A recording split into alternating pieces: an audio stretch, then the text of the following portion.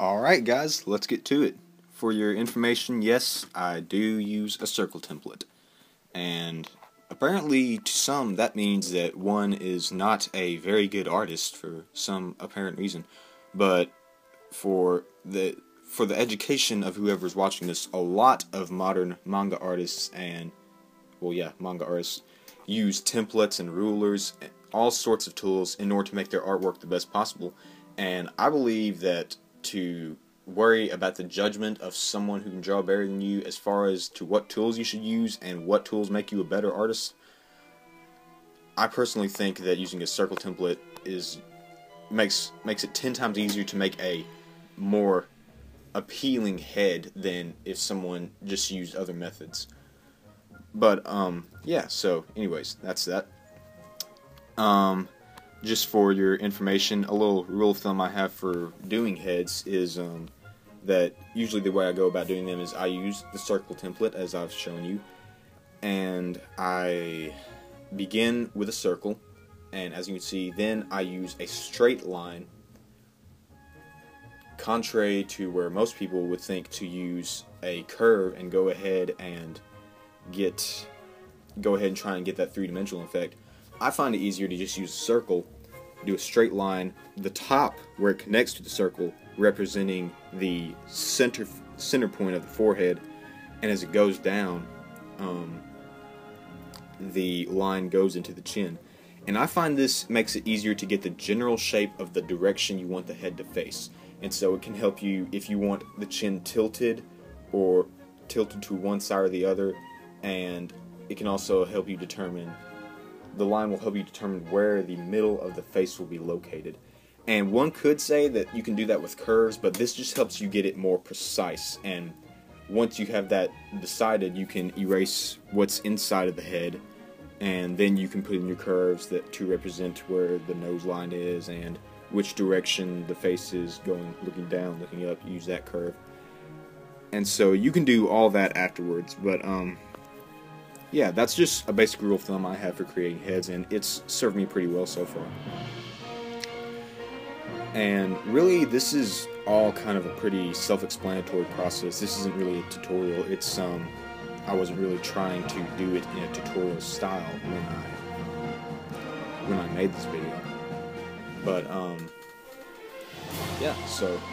And just for you who are wondering, the music in the background is known as the Wind Waker Symphonic Movement. It's from the 25th anniversary Legend of Zelda soundtrack that came with the Legend of Zelda Skyward Sword copy that I received on, I believe, Christmas of 2011 is when I got it, when the game had most recently came out.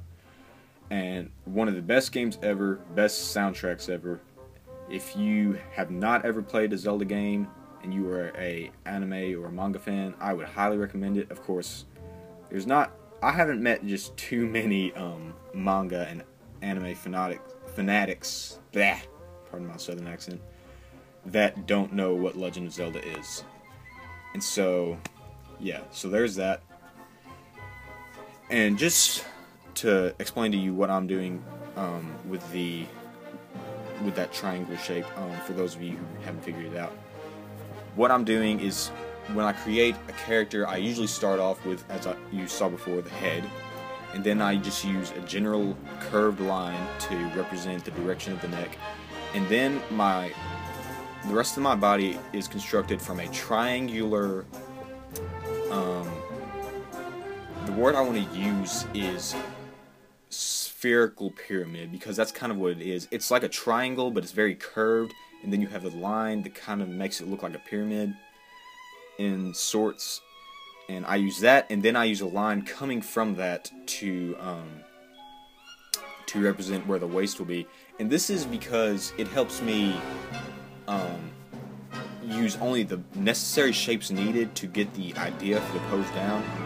And so I don't use shapes usually for the waist or anything. I mean, not for the waist, for the abs and the middle section where the ribs will be located.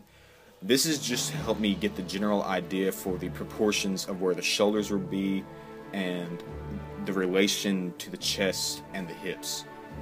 And this is the best way for me to get everything anatomically correct. Like, I don't use A lot of people will use the lines and the heads tall method.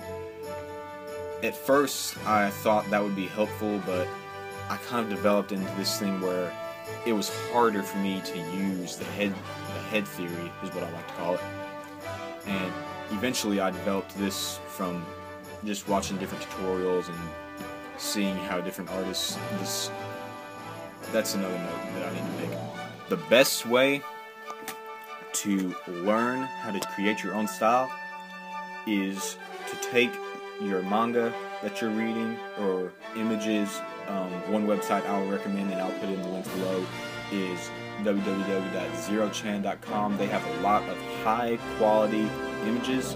They're usually digital, they're not really traditional, but still they have the same core concepts. And there's a lot of good reference from a lot of the popular, the mainstream, the not mainstream manga, a lot of original artwork. Really good place to find references for hairstyles, outfit ideas. Awesome website, I use it all the time. Careful though, they do have some images that I wouldn't necessarily call them. It's kind of hard with some of this stuff to draw the line between inappropriate and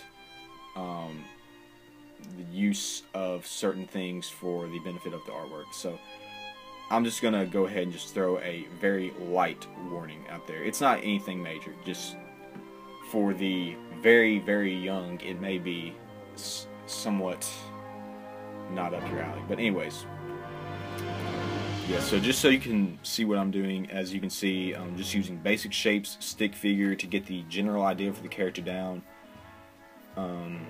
And this is just the very basic. It took me 10 minutes. Most of my artwork is usually going to take about, I want to say, the last character full body that I did took around a total work amount of, I think 10 hours is how much it took, and that was for both the detail and the inking. So for 10 hours, that's about how long it takes for my full body characters. And I'm hoping to start working on trying to reduce that to 8 hours, because with this kind of artwork, if you take too long and you don't have a high quality image after you're done, people, even if you create, that's something that I've been thinking about, is even if you create a masterpiece, but it took you 30 hours to complete, somebody's going to look at you, and if you only have like 2 pages of manga, they're going to be like, no, you're not going to be able to meet deadlines, you're not going to be able to hit stuff on the mark. And so I'm kind of trying to improve my time, but as for the stick figure, I'm kind of doing it in double time right now. I'm trying to come up with a concept for the character and the actual pose he's going to be in. Wow, I just completely screwed up that foot. I'm fixing to erase that, don't worry. But yeah. Oh my goodness, I completely forgot what I was saying. But anyways, yeah.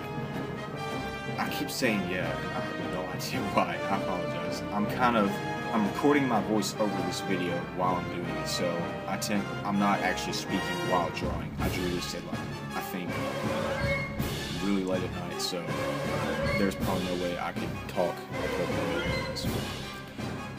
But yeah, I'd say the general pose is just about done. Everything seems to be in order. You can see the general shape of, and if you knew exactly what the character looked like, you could probably begin to envision him in this pose. And so, yeah, I guess we're about done here. This is pretty much it. This is the character. Gotta fix a few things here with this leg, but other than that, yeah, this is just how I get the very basic shape for my characters, and how I begin to visualize how I want to make them. And probably either tonight or more than likely tomorrow, I'll be posting the video on how I get the details in and the anatomy for this character. So hopefully I'll be posting another video soon. Guys, subscribe to my channel. I have the link to that website for the images down below. And yeah, so that's about it. So keep in touch, and I will see you guys the next time that I do a video. So, a few last touch-ups here. Alright, guys, take care. See you later.